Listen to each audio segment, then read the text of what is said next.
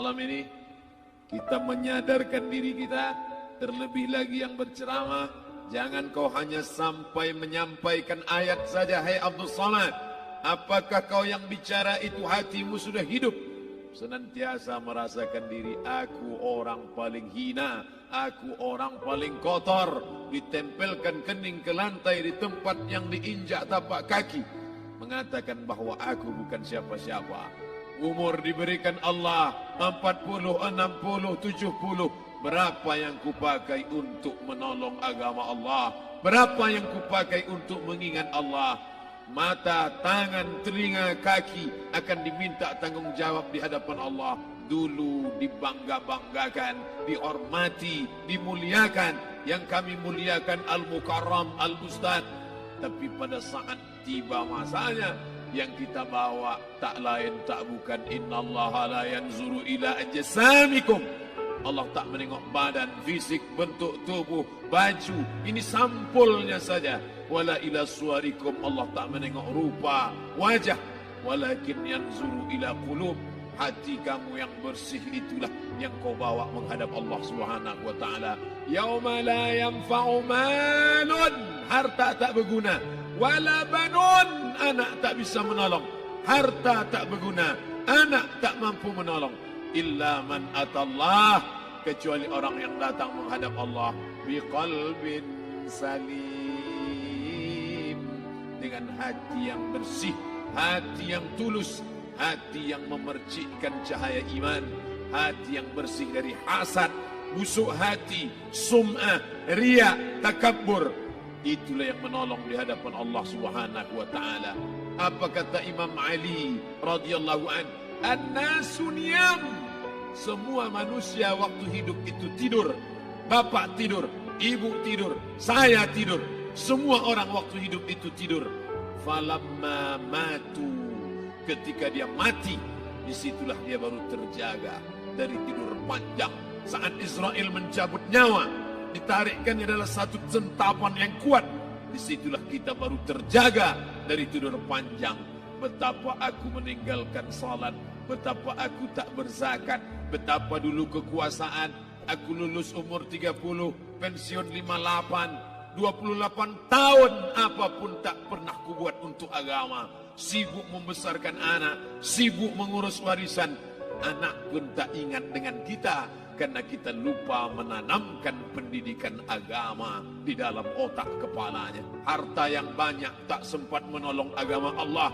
Anak tunggal semata wayang tak sempat dididik agama.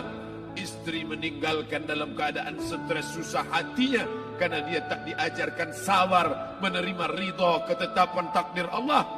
Dan paling celaka, tak pernah anggota tubuh ini dipakai untuk berzikir, muhasabah, mengingat Allah. Tak pernah mata dipakai menengok Quran, kitab suci Allah. Tak pernah dipakai hati merenung sejenak. Apa yang akan kubawa mati menghadap Allah Subhanahu wa taala. Abdul Samad dari dalam tanah naik ke atas tanah, ceramah, masuk balik ke dalam tanah. Yang kau bawa apa? Baju koko tinggal, peci tinggal, pakaian kehormatan tinggal. Yang kau bawa kain tidak berjahit, disobek, kerak. Itu yang akan menyampul kulitmu, yang selama ini kau dimandikan, dibersihkan oleh ibumu dulu 60 tahun yang lalu. Sampai masanya kau lupa kapan kau dimandikan dulu. Sekarang ruh melihat, disebut dia ruh karena dia raha ya ruhu ruh, seperti aroma semerbak yang datang pergi hinggap. Ruh sampai masanya dia datang masuk ke dalam jasad. Ruh sampai masanya dia pergi meninggalkan jasad. Malam ini dimuliakan Al-Mukarram Haji Abdul Samad LCMA. Kenapa Abdul Samad ini dimuliakan? Karena ruh hinggap sejenak sebentar, sampai masanya besok pagi dia ruh keluar dari dalam tubuh ini. Anak yang katanya ayahku sayang, istri katanya kaulah abang, sampai masanya mereka tak lagi mau mendekat. Rumah itu saya yang buat, saya yang mengukurnya.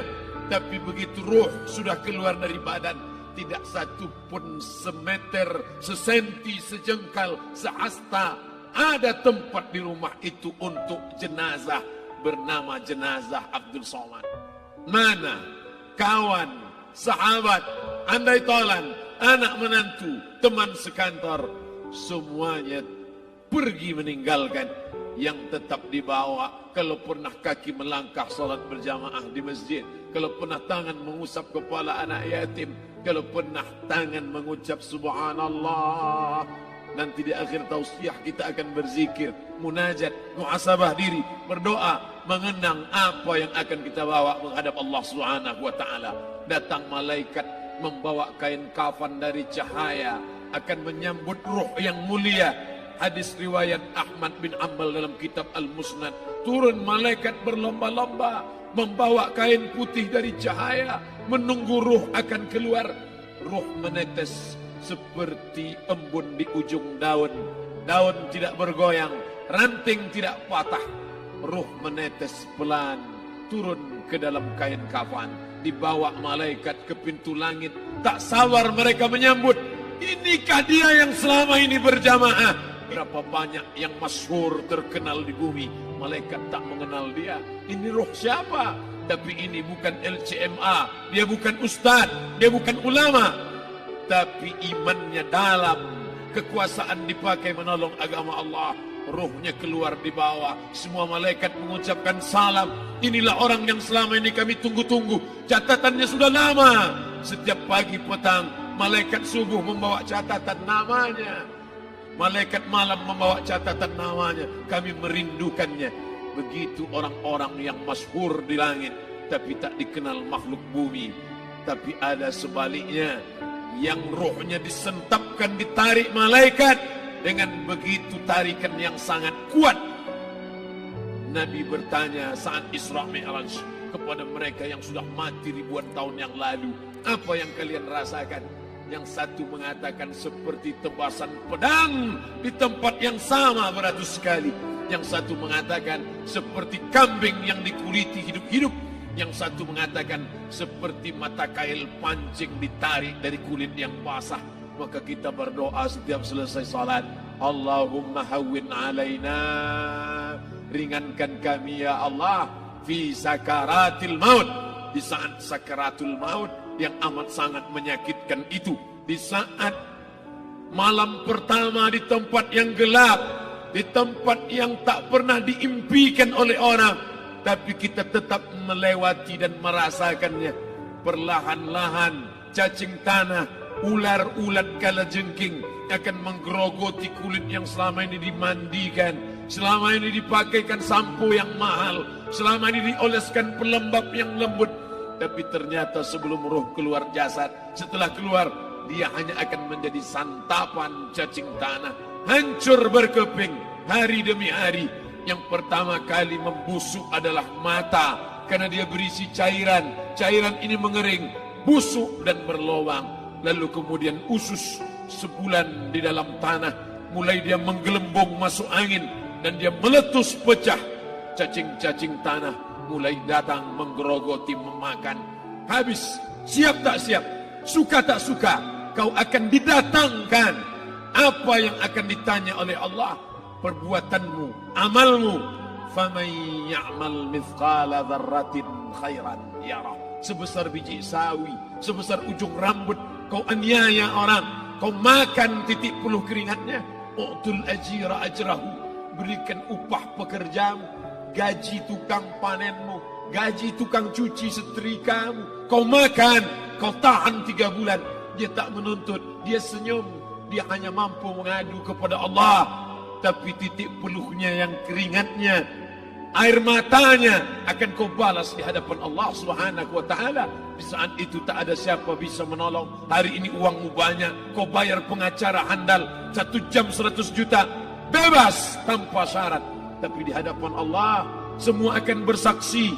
Al-yawma nakhtimu ala, lidah yang selama ini pandai bicara dikunci, ditutup Allah Ta'ala yang akan bicara. Wa tukallimuna aydihim wa tashhadu arjuluhum, kaki akan bersaksi, tangan akan bicara. Bima kanu yaksibun, yang pernah dilakukan di masa yang lalu. Mata melihat seolah-olah nyata perbuatan itu pernah dilakukan dulu. Kita lupa, kita tak ingat. Tapi catatan malaikat terlalu terang benderang. Wa in kullun lamma jami'un ladaina muhdarun. Catatan dibaca sampai-sampai orang itu tak percaya. Ma li hadzal kitab, kenapa buku catatan saya ini la yughadiru saghiratan, yang kecil-kecil, wala kabiratan, yang besar-besar, ahsaha, semua tercatat dalam buku catatan yang nyata. Dalam surat Al-Isra apa kata Allah? Iqra. Hari ini kalau dikatakan Iqra baca Quran, Iqra baca Yasin, malam Jumat Iqra baca surat Al-Kahfi. Tapi sampai hari itu Yasin tak bermakna, Al-Kahfi tak lagi disuruh baca, karena hidup sudah berakhir. Iqra, baca. Apa yang kau baca? Kafa binafsikal yawma alaika hasiba. Baca buku catatan amal. Sampulnya dosa, isinya dosa. Catatan kakinya dosa, sampul penutupnya dosa, bibliografinya dosa. Sampai ia pun tidak percaya, kenapa aku hidup hanya dosa saja.